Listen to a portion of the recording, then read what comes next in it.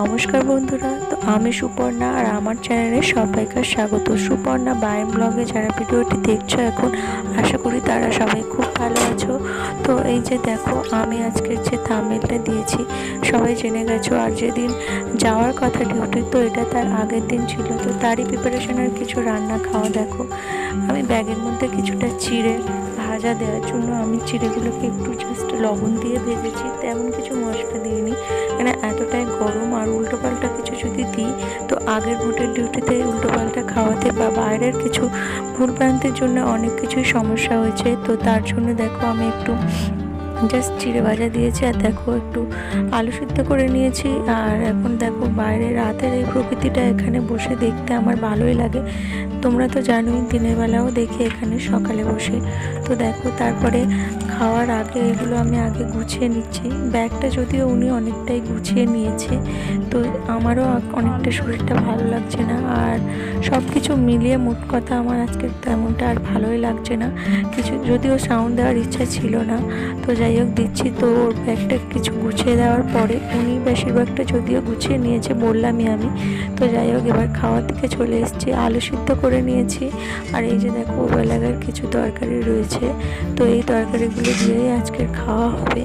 তো দেখো, আর মেয়েকে যেহেতু দুপুরে তেমন কিছু দেবো না, তো লবণ দিয়ে জাস্ট আলু সিদ্ধ মাখিয়ে ওকে আজকে রাতেই ভাত খাবো, ওকে তরকারিটা দেবো না। ও একটু শরীরটা একটু খারাপ যাচ্ছে আর কি। তো তারপরেই দেখো বসে পড়েছে ওরা। আর আজকে ওনারা বাড়িতে নেই বলতে ওরা হরিনাম শুনতে গেছে।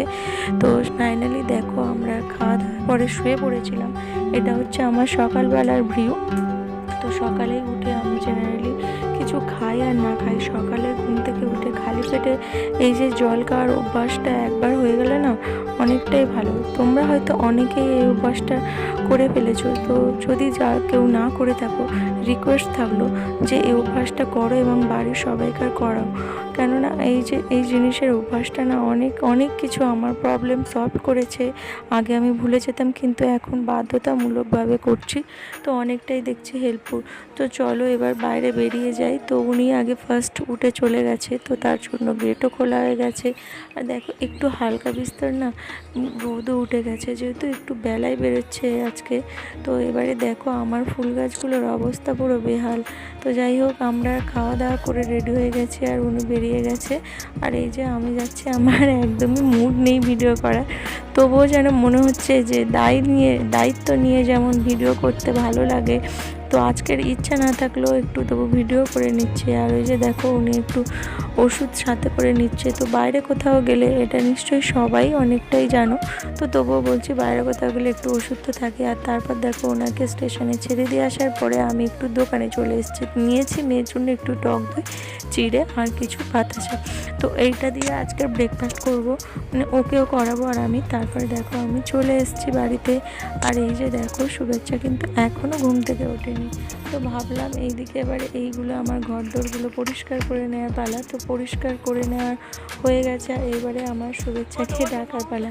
ও তো বাচ্চা, ও কিছুই জানে না, ওকে ও অতটাও বায়না ধরে না যে বাবা নেই, কেননা আমাদের অভ্যস্ত হয়ে গেছে। তারপর দেখো ও যখন উঠে যাওয়ার পরেই ওকে মানে রেডি করানোর জন্য বাইরে দিয়েছি। আর এবারে দেখো ও বিছানাগুলো তুলে নেবো, রেডি করানো বলতে ওর বাথরুম করে জল খাইয়ে বসিয়ে দিয়েছি। ও কিছুটা উঠানের উপভোগ করে, তো ওটার পরে তারপরে আমি একটু বিছানাটা না গুছালে না মনের শান্তি থাকে না। সকাল সকাল বিছানাটা আমি গুছিয়ে নিই, কিন্তু ও যদি ঘুমায় তাহলে কি করে গুছাবো বলো। তাই সকালের কাজ সারার পরে ও যখনই ওঠে তখনই আমার মনের মধ্যে ফুসফাস করে যে কখন বিছানাটা গুছাবো। না, বিছানা অগোছালো থাকলে আমার কোনো কিছুতেই মন লাগে না। ইনফ্যাক্ট আমার পুরো ঘরটা বলো আর পুরো আমার সম্পূর্ণ বাড়িটাই বলো, যদি অগোছালো হয়ে থাকে যেন মনে হয় কখন এগুলোকে গুছাবো। যতক্ষণ না গুছাই অন্য কাজে বা ইউটিউবও বলতে পারো, কোনো কিছুতেই আমি মন দিতে পারি না। তো সকালের এই কাজটা আমি পুরো সেরে নিই শুভেচ্ছা পড়তে বসানোর আগে। আর যদি একটু বাকি থাকে না, ওর পড়াতেই মনের মধ্যে তোলপাড় করে, ওগুলো কিন্তু করতেই হবে। তো যাই হোক, ওকে পড়াতেও কিছুটা করে নিই। আর আজকে যেহেতু আমার একদমই মন ভালো না, তো শুভেচ্ছাও পড়তে বসবে কিনা সন্দেহ আছে। তো যাই হোক, আমি তো এখন বিছানাটা পুরো রেডি করে এবার মনে হলো শান্তি। তো চলো, ওকে তো জল খাওয়ানো হয়েছিল কিছুটা, তারপরে ভালোভাবে ওকে জল খাইয়ে দিয়েছি। এবারে না একটা নতুন জিনিস নিয়ে আসতে বললাম মাকে। তো মাকে আনতে বলেছিলাম যে থানকুনি পাতা, আজকে একটু বেটে খাওয়াবো, মেয়েকেও খাওয়াবো, আমিও খাবো। তো তার আগে ভাবলাম শুভেচ্ছা তো সকালবেলায় উঠেই পড়েছে, ওকে না হয় একটা দুটো কাঁচা পাতায় খেতে দিই। তো এইভাবে আমি ফার্স্ট ঘরে গাছ রেখেছিলাম, তো আমরা খেতাম বা আমার হাজব্যান্ডও খেত, আর ওনারা তো সেরকম খেতেই চায় না। তো যাই হোক, আমি চেষ্টা করব একটা বাড়িতে গাছ লাগানোর জন্য, তাই কিছু অংশ রেখে দিয়েছি। আর এই যে ওটা দেখাবি তো, না ওটা ছাড়বে না, পটি ছাড়বে।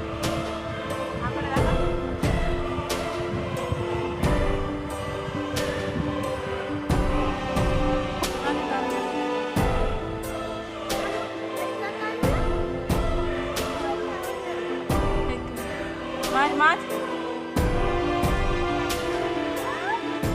তো শুভেচ্ছা বলছিল মা আমি দান মাজছি, এটাও ভিডিও করো।